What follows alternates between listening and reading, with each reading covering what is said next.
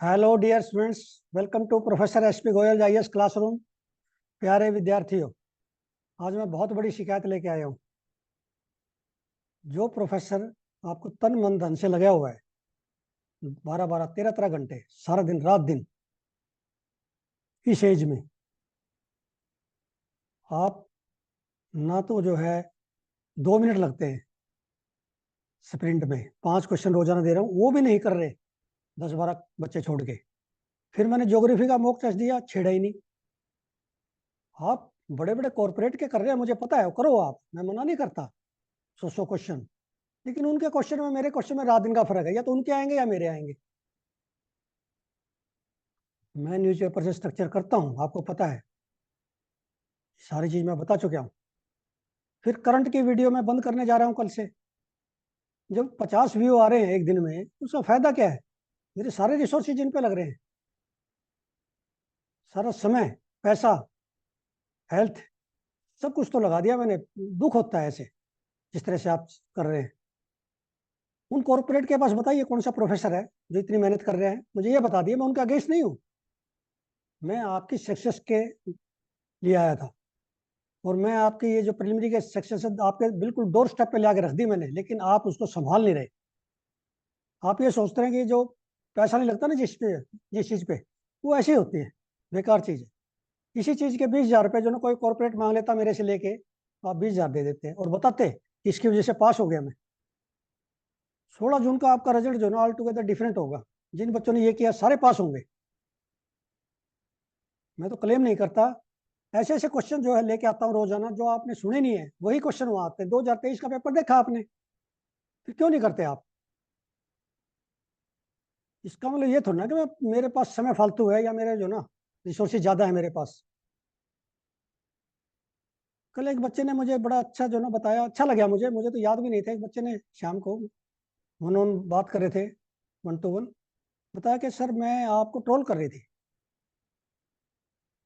लेकिन जब आपको कंटेंट देखा है, अब आपके साथ लगे हैं, रोजाना कर रहे हैं, तब पता चला कि आप तो कुछ और ही हैं। हमने तो ऐसे कर दिया था जैसे यूट्यूब पे आम, ऐसे समझ के। मैं इस तरह से नहीं आया था। मैं एक पर्पज लेके आया था भी, जो बच्चे 3-3 4-4 बार फेल हो जाते हैं प्रिलिमिनरी में, 2-2 लाख रुपए दे के भी, मैं तो उनके लिए आया था कि भाई प्रिलिमिनरी तो निकाल दो, मैं आगे आप तो फिर बताएंगे। तो ये कोई तरीका नहीं है इस तरह से। 50 व्यू बताओ, तो इसका मतलब ना तो आप मॉक टेस्ट करके खुश, ना इसका मतलब आपको मेरे इस पे विश्वास नहीं। आप कहते तो है कि हमें 110% विश्वास है, ऐसा तो हमने कभी देखा नहीं टीचर, लेकिन वो रिफ्लेक्ट नहीं हो रहा ना आप टेस्ट करते। तो मैं 1-2 दिन देख रहा हूँ, यदि आपको नहीं इंटरेस्ट है तो मैं करंट की वीडियो कल से बंद कर दूँ। तो हम चलते हैं आज के द हिंदू और इंडियन एक्सप्रेस की न्यूज एनालिसिस और क्वेश्चंस पे। अब ये साइंस पे सबसे पहले लिया मैंने हिंदू में, मैं हट के चलता हूँ 11 लाख बच्चों में। अब ये नेक्स्ट कार 19, ये मैं इतने इस पे क्वेश्चन बनाए हैं, बहुत सारे क्वेश्चन बना चुके हैं। अब ये क्वेश्चन देखिए, इस पे मैं सीधा क्वेश्चन पे आता हूँ। ऐसे ऐसे मैंने जो है आपको कम से कम 20 स्टेटमेंट दी है पिछले एमसीक्यूज में। ये क्वेश्चन आएंगे जो डिफिकल्ट है, जिनको के यार सोचते हैं ये तो कोई बच्चा नहीं कर सकता, कोई स्टूडेंट नहीं। हमने वो करने हैं जो वो 25 क्वेश्चन जो कोई टच नहीं करता ना, हमने पहले वही करने हैं 25 प्रिलिमिनरी में। अब CAR T cell therapy involve genetically modifying a patient's T cells to fight against malignant tumour cells. इस तरह से क्रिटिकल स्टेटमेंट दिया, इससे भी काम चलेगा? कार टी सेल का पता चल गया, अब ये कैंसर के लिए है? नो, ये पता चल कि क्या है, जीन को मॉडिफाई करती है पेशेंट के टी सेल्स को। T cells are type, T cells क्या होते हैं किसी को नहीं पता। T cells are a type of white blood cells develop from the stem cells. Stem cell आपने ढूंढना क्या है, और बोन मैरो क्या है, ये आपने ढूंढना है। From the stem cell in the bone marrow, T cells are vital part of immune system defending the body against infection. यही पूछ लेते हैं, टी सेल्स हमारे इम्यून सिस्टम का पार्ट है, जब ठीक है ना, बीमारियों से लड़ते हैं। US approve the first commercial CAR T cell therapy. मैंने आपको कार टी सेल पे, कैसगेवी पे, लिपजेनिया पे, ये क्वेश्चन तो 100% आएंगे, क्योंकि उनको पता है यूपीएससी के पेपर सेटर को ये क्वेश्चन नहीं कर पाएंगे ये बच्चे। अब ये मैं जो है लद्दाख पे लेके आया हूँ एडिटोरियल पेज से। ये मैं इसलिए लेके आया ये बताने के लिए कि ये आपके एसए में और मेन में, इसमें प्रिलिमिनरी क्वेश्चन तो नहीं है ज़्यादा, लेकिन एसए और मेन में लिखने में काम आएगा एनवायरनमेंट पे, ये एग्जाम्पल देने में। एग्जाम्पल आपको काफ़ी देने पड़ेंगे एसए में, जैसे कैरिंग कैपेसिटी क्या होती है हिमालय की, ये सारा जो है इसको एक बार आर्टिकल वो पढ़ो। अब ये रिलीजियस प्लूरलिज्म डाटा पॉइंट में, ठीक है ना, या रिलीजियस इक्वलिटी, रिलीजियस टॉलरेंस, इस पे जो है मेन में आपका एक क्वेश्चन आएगा, इसलिए मैं यहाँ लाया। और एसए पे भी आ सकता है रिलीजियस प्लूरलिज्म पे, ध्यान रखना आपने, इसमें तो एक ही पैरा है। अब ये वर्ल्ड साइबर क्राइम इंडेक्स किसने दिया, PLOS1, और रशिया इसमें टॉप कर रहा है। अब ये पोइम 3 पे आपने पढ़ना है, पोइम 3, ये PSLV C58 जो एक्सपोसेट मिशन भेजा 1 जनवरी को हमने 2024 में, उसका 4th स्टेज है। अब डेब्रिज नहीं बनेगी, 0 डेब्रिज पे ला दिया, क्योंकि 4th स्टेज है ना, वो उसमें जाते रहती थी स्पेस में, लेकिन वो अब उस पर एक्सपेरिमेंट करेंगे। एक्सपेरिमेंट का नाम पता होना चाहिए इसमें आपको, लीप TD, इस तरह के। जो पोएम 3 क्या है, क्या एक्सपेरिमेंट है इसके, क्या पेलोड्स हैं, ये आपको पता होना चाहिए, और कौन से PSLV पे लगेगा। अब इसके पेलोड जैसे ना आर्का 200, रुद्रा, लीप TD, इस तरह के, VSAT, डेक्स, ये आपको नाम पता होना चाहिए। फिर ये कैसे काम करेगा, सोलर पैनल से।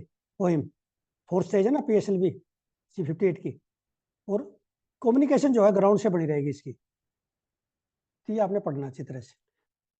अब ये आप कहते हैं कि इकोनॉमी का जो है हमें बड़े कमजोर है, इकोनॉमी के ऐसे आर्टिकल आएंगे इकोनॉमी पे, ये आते हैं वहां से, शेयर मार्केट से, FDI पे, ऐसे क्वेश्चन जो हम पढ़ते हैं। Principal purpose test, what is principal purpose test, किसी कोई बच्चे को नहीं पता, वो उनमें जाएगा उनका, ये तो किसी को भी नहीं आता। क्यों नहीं आता किसी को, हमें आएगा।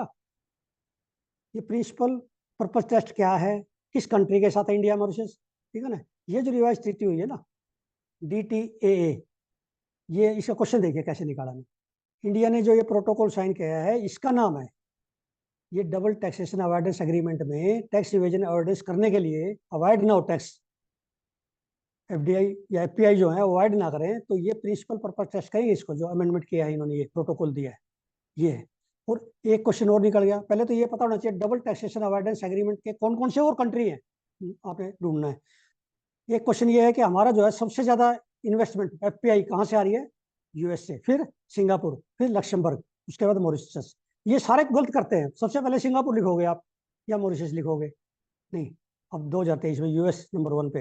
अब ये पहले चित्तल पे आया था, चित्तल इन्वेजिव हो गया, क्योंकि वहाँ पे जो है ग्रासीज नहीं है और जो प्रीडेटर हैं वो नहीं है, तो जैसे चित्तल वहाँ बहुत ज़्यादा तादाद में हो गए। अब ये आए इन्वेजिव स्पीसीज, जैसे रेड बेलिड आपका पिराना from south America, red eared slider, ये जो है इन्वेजिव स्पीसीज का बहुत इंपॉर्टेंट है। और IPBES, inter government platform on biodiversity and ecosystem, ये ऐसे क्वेश्चन आपके प्रीलिमिनरी में आएंगे, आप ढूंढते रह जाओ किताबों में, ये नहीं मिलेंगे। अब ये तो एक पॉलिटिकल न्यूज़ थी, इश्यू बन गया था कि सुल्तान बाथरी, ये जैन टेम्पल है सुल्तान बाथरी में, इसका नाम चेंज करना चाह रहे हैं, ये पॉलिटिकल इशू बन के आया है। तो आपको ये पता होना चाहिए सुल्तान बाथरी कहाँ है, कि टीपू सुल्तान उस समय इन्वेड किया था इस पे, इसलिए इंपॉर्टेंट है। प्यारे विद्यार्थियों, आज मैंने 3-4 क्वेश्चन ऐसे बनाए हैं जो आप सोच नहीं सकते थे। पोइम 3 पे मेरा क्वेश्चन है, वो आपको PDF में भेजूंगा मैं टाइप करा के। फिर कार्टिसल पे, फिर जो है डबल टैक्सेशन अवॉइडेंस एग्रीमेंट। तीनों क्वेश्चन इतने इंपॉर्टेंट है, क्वेश्चन बैंक में हैं UPSC के, ये आपको कोई नहीं बताता ये क्वेश्चन बैंक में कौन से हैं क्वेश्चंस। इसलिए ये जो है 2023 का पेपर आपको मुश्किल लग रहा है। आप देखना 2024 का पेपर करंट अफेयर्स का आपको इतना आसान लगेगा, ये 2500 मेरे एक बार MCQ कर दो आप, रिवीजन बार बार, फिर देखना आप कितना डिफरेंस है इंडिया में। आप ये जो बच्चे कोर्स में रजिस्टर किए और दूसरे बच्चों में कितना डिफरेंस आएगा, आप एक बार ओजर करना 16 जून को। और आपसे मैं पूछूंगा, मैंने आपको बता दिया 2 महीने पहले, आप ये कहेंगे कि सर स्टैटिक थोड़ा सा कमजोर हुआ है, करंट बहुत अच्छा गया। जब करंट अच्छा गया तो फिर आप ये वीडियो तो नहीं देख रहे, व्यूज तो मेरे जो है अब सारे दिन में 50 आएंगे। ये इनजस्टिस है एकेडमिक एक्सेलेंस के साथ, ये इनजस्टिस है। जो लोग जो है सेवा भाव से आए हैं, आईएएस बनाने आए थे, आप डीएम कुर्सी पे बिठाना है। डीएम कुर्सी पे बिठाने के लिए कॉन्फिडेंस चाहिए प्रोफेसर को, उसकी अपनी मेहनत जब तक नहीं होगी ना 10-12 घंटे की, सिर्फ मोटिवेशन से जो है आप डीएम की कुर्सी पर नहीं बैठ सकते अकेले।